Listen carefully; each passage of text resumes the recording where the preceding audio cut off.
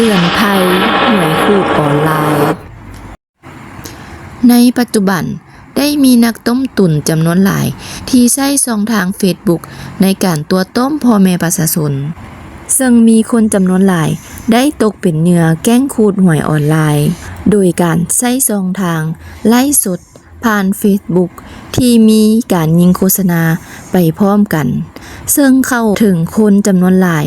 โดยมี1คนไลฟ์สดโฆษณาแต่บ่เห็นหน้าและหน้ามาอีกหลายคนที่คอยเชียร์ให้เหยื่อเข้ามาลิ้นและเชือดเหยื่ออย่างว่องไวด้วยการกดดันให้มีการโอนเงิน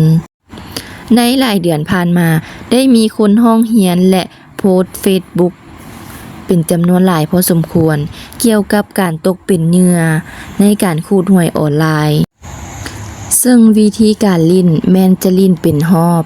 แต่ละรอบจะมี10คนเริ่มต้นแม่น 300,000 กีบเมื่อโอนเงินครบ10คนแล้วเขาจะขูดหวยทันทีถ้าขูดได้จำนวนเงินเท่าใดแม่นจะมาหารให้10คนดังกล่าว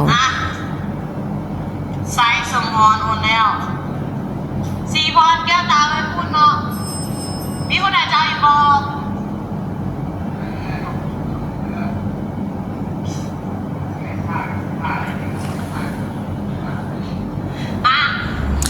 ในการลิ้นแต่ละรอบนั้นได้มีวงเงินแตกเป็นจำนวนหลายตื้อกีบเฮ็ดให้เย้ายวนใจผู้คนที่เข้ามาเบิงจนอดใจบ่ไหวอยากลองลิ้นตัวอย่างว่ารอบที่1ราคา 600,000 กีบมีผู้ลิ้นจำนวน10คนภายใน10คน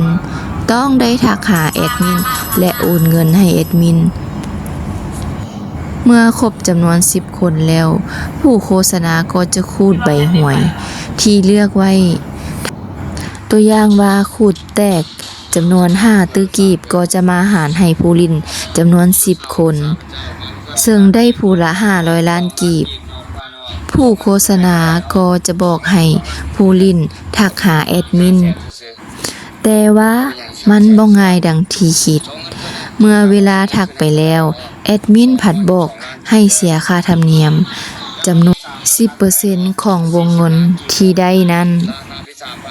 ถ้าผู้ลิ้นลงโอนเงินเสียค่าธรรมเนียมแม่นนักต้มตุ๋นจะบอก Facebook ทันทีเฮามาเบิ่งผู้เสียหายแต่ละรายเพิ่นได้โพสต์ลง Facebook ให้เป็นอุทาหรณ์สอนใจให้แก่หมู่เพื่อนชาว Facebook ทั้งหลายอย่าได้ไปหลงเชื่อกลุ่มคนบ่ดีต้มตุ๋นเอาเงินประชาชนแบบง่ายๆก่อนเฮาจะตัดสินใจเฮ็ดหยัง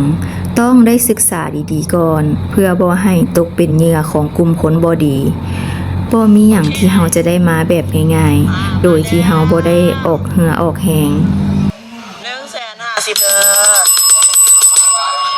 150,000ลูกล่าของฉันลูกข้างคือแต่ละคนซากคือไม่ข้าวเที่ยวกันอยากทราบรางวัลใหญ่ขึ้นมานะครูซ่าแจ้งเนาะเฮ้ยเด้อซ่าแจ้งเด้อเจ้าซ่าแจ้งเด้อมาอีกแล้ว1 ใบ 300,000 กีบเด้อ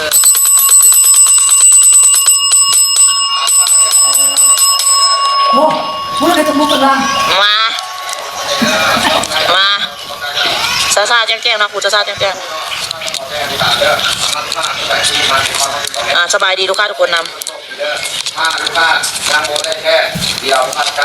มาโอ้ยตัวนี้หน่อย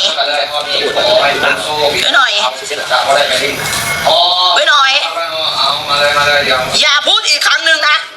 เดี๋ยวตบให้ฟันหักเลยเนี่ยมึงตัวราคา2 ล้านนี้มื้อนี้พ่อค้าจะมาขายให้10 ล้านเนาะปกติ2 ล้านจะได้แต่10ใบเนาะมื้อนี้พ่อค้ามาขายให้ตัวละให้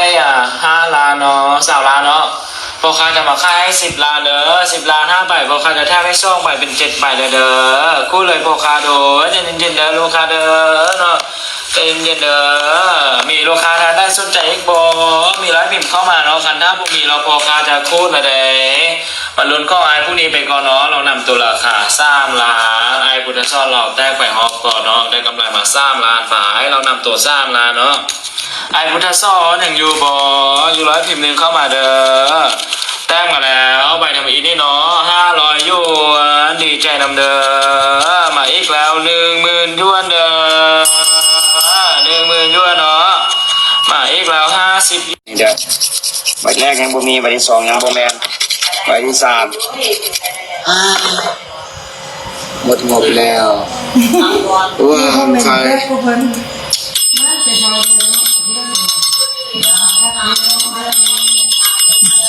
มาเสย90 ล้านมาเสย90 ล้านลูกเอ้ยมาเสย90 ล้านมาแล้ว90 ล้านกีบเด้อ90 ล้านกีบเด้อ90 ล้านกีบเด้อ90 ล้านกีบเด้อลูกเอ้ย90 ล้านกีบเด้อมาใบหนึ่งเนาะพูดให้เบิ่งเลยอ้าวพูดให้เบิ่งแล้วผ่านไป3ไข่มาใบหนึ่งเนาะโอเคมาลูกค้า